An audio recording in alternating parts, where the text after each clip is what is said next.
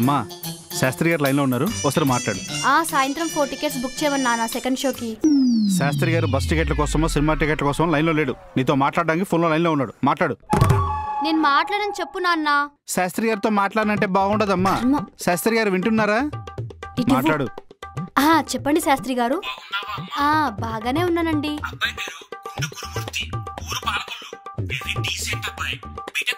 ఓహో అవునా, అయితే రెజ్యూమే పంపిమనండి, నాకు తెలిసిన ఆఫీస్ లో జాబ్ ట్రై చేద్దాం. మరీ మంచిది, నాకు తెలిసిన అమ్మాయిలు చాలా మంది ఉన్నారు. అయినా అబ్బాయి క్యాష్ ఫీలింగ్ ఏం లేదు కదా. చూసావు దీని ఓవరాక్షన్. శాస్త్రి గారు నాకు ఇప్పుడే పెళ్లి చేసుకొని లేదు శాస్త్రి గారు. Thanks for the efforts.